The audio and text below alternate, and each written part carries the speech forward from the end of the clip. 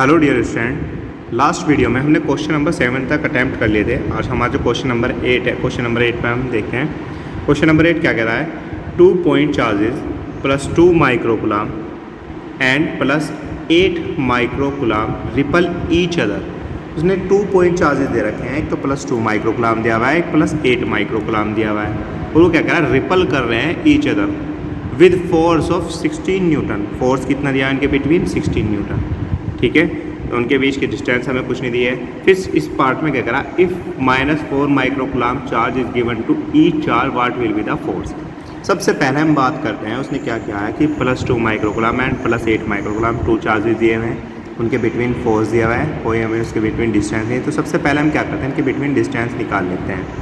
Microcoulomb दिया हुआ था, पहला चार्ज Q1 कह दिया हमने 2 × 10⁻⁻6 हो जाएगा। 8 माइक्रोकुलाम का मीन्स 8 × 10⁻⁻6 कुलाम हो जाएगा।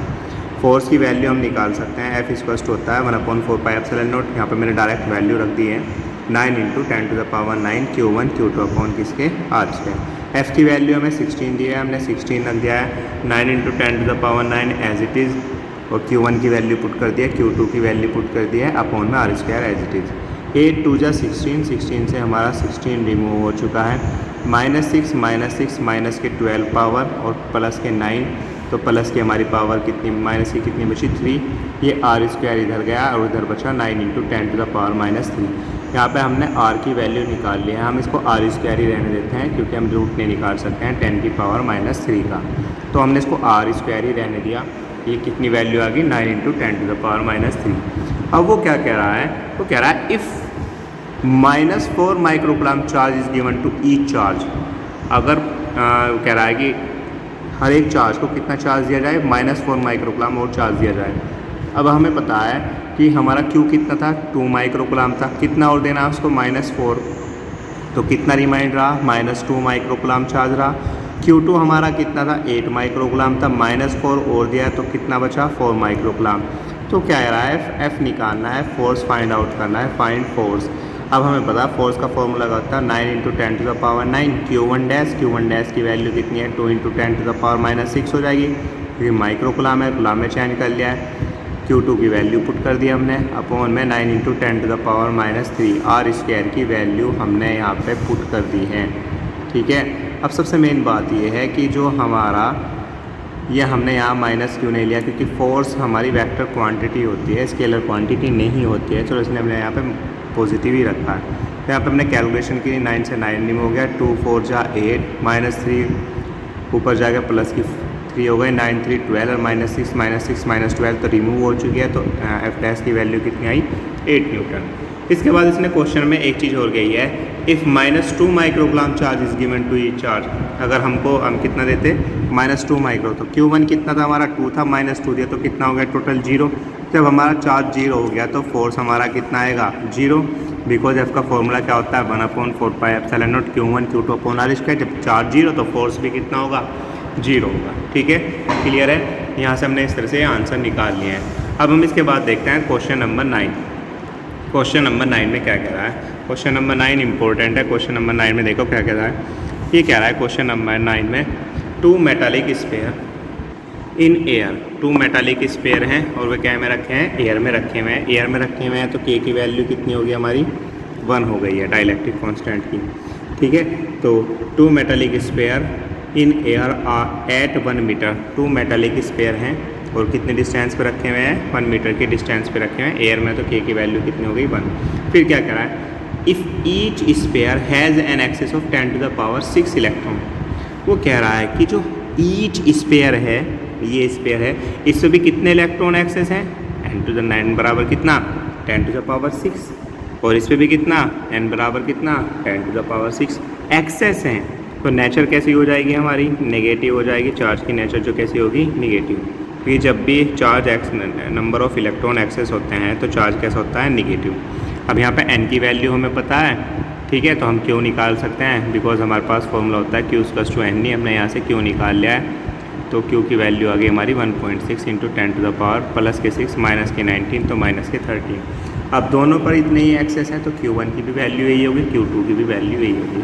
क्या फाइंड आउट करना है? फोर्स हमें फाइंड आउट करना है। ठीक है, हमने फोर्स का फॉर्मूला लगा दिया 1/4πε0 Q1 Q2 अपॉन कितना R स्क्वायर 1/4πε0 की वैल्यू Q1 की भी है Q2 की भी है, R की वैल्यू कितनी थी हमारी ये स्क्वायर है तो 1/1 लिख दिया है। अब जब हमने यहाँ से कैलकुलेशन करके हमारा 23.04 इंटू 10⁻⁻7 17 न्यूटन आया। अब ये पॉइंट इधर था, एक डिजिट बाद और ले जा सकते हैं, तो 2.3 प्लस की 10 आएगी और माइनस की 17, तो माइनस का कितना हुआ 16 न्यूटन। अब नेचर भी पूछा है उसने, तो नेचर कैसा होगा रिपल्सिव, क्योंकि दोनों इलेक्ट्रॉन पे एक्सेस हैं और जब एक्सेस होते हैं तो दोनों चार्जेस कैसे होंगे निगेटिव होंगे। जब दोनों चार्जेस निगेटिव हैं तो इक्वल चार्ज होगी, इक्वल चार्ज पे जो हमारा फोर्स होता है वो कैसा होता है रिपल्सिव फोर्स होता है। ठीक है, तो यहाँ से हमने फोर्स की वैल्यू क्या कर दी फाइंड आउट कर ली।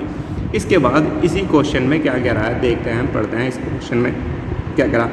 If both sphere are placed in a medium of dielectric constant 10, पहले तो एयर में रखा हुआ था, ये सब कुछ एयर में था। अब उसने क्या कह दिया है if both spheres are placed in a medium, अगर हम इन दोनों बोथ स्फीयर को क्या कर दें किसी मीडियम में प्लेस कर दें, ठीक है ना, और उसका डाइलेक्ट्रिक कांस्टेंट कितना दिया हुआ है हमें 10 दिया हुआ है। तो क्या कह रहा है फिर क्या what will be the force between them, इन दोनों के बिटवीन जो फोर्स है वो कितना होगा। अब मेरी बात ध्यान से समझना, हमारे पास फोर्स का फॉर्मूला क्या होता है 1/4πε0 के Q1 Q2 upon R square.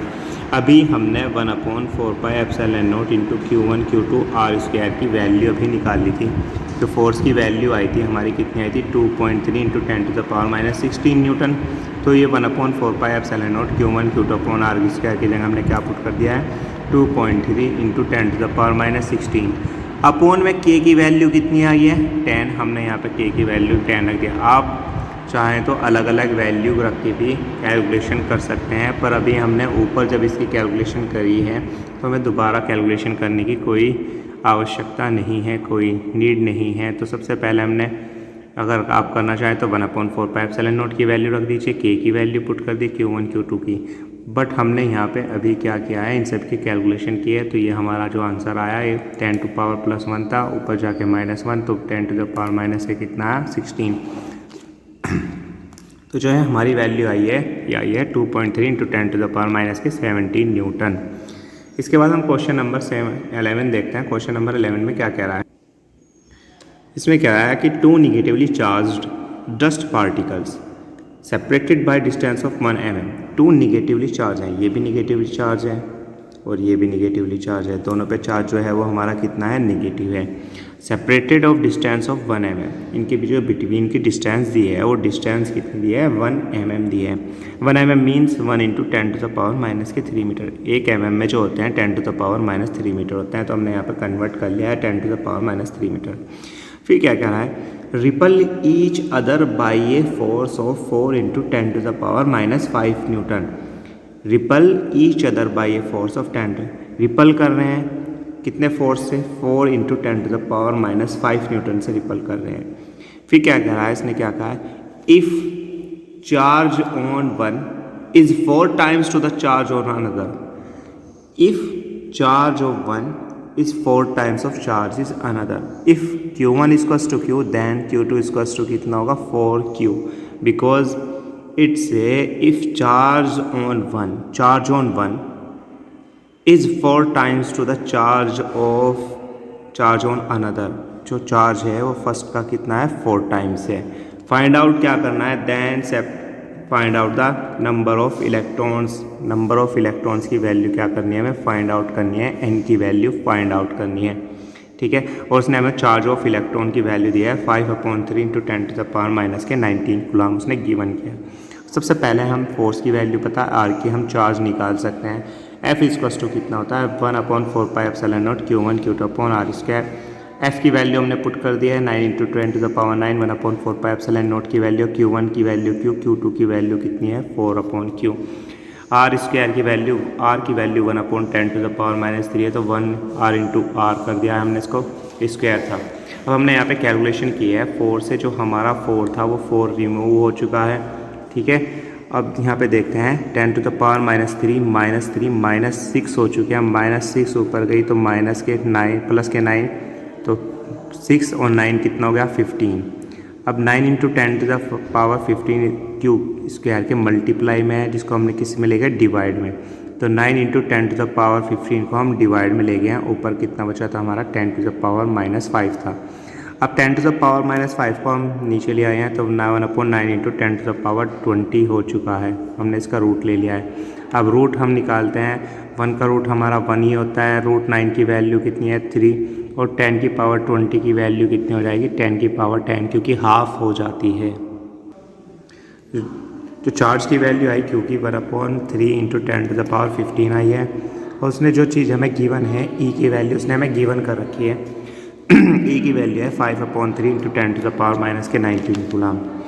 N की वैल्यू फाइंड आउट करनी है, बिकॉज क्यू स्क्वायर टू कितना होता है एन ई, या एन स्क्वायर टू कितना हो जाएगा क्यू अपॉन ई। हमने यहाँ पे क्यू की वैल्यू पुट कर दिया है 1/3 into 10 to the power 15 upon e. E की वैल्यू कितनी दी हुई है इसमें गिवन है हमारे 5/3 into 10 to the power -19। Between middle की आपस में मल्टीप्लाई हो जाएगी। इनकी 3 से 3 रिमूव हो चुका है, ठीक है। ये माइनस के 19 यहाँ पे गया तो प्लस के 19 हो चुका है और प्लस, ठीक है ना, ये माइनस के 15 था, ठीक है। माइनस के 19 इधर मल्टीप्लाई हो चुके हैं। माइनस के 19 प्लस 15 तो माइनस के 4 रिमाइंड हुआ। मल्टीप्लाई हो गई है तो माइनस के 19 प्लस के 15 तो माइनस के 4 रिमाइंड हुआ। तो ये 1/5 इंटू 10 टू द पावर -4 आ गई है एन की वैल्यू। अब -4 को हम ऊपर ले गए तो +4 हो जाएगा। +4 को मैंने अब ब्रेक किया है 10 टू द पावर 3 इंटू 10 में। अब अपोन में कितना 5 2 ज़ा 10। अब जो n की वैल्यू आई 2 इंटू 10 टू द पावर 3। तो जो n1 आया ये हमारा आएगा 2 इंटू 10 टू द पावर 3। और जो फर्स्ट चार्ज था सेकंड का कितना था 4 टाइम्स था, तो n2 की वैल्यू आ जाएगी 4 टाइम्स कर देंगे इसका तो 4 2 ज़ा 8 into 10 to the power 3 answer आ जाएगा। क्लियर है। अब जिसके बाद जो क्वेश्चन नंबर 11 है, 12 है, 13 है, 14 है, 15 है, ये आपको करके देखने हैं। कोई प्रॉब्लम आती है आप मुझसे पूछ सकते हैं, ठीक है।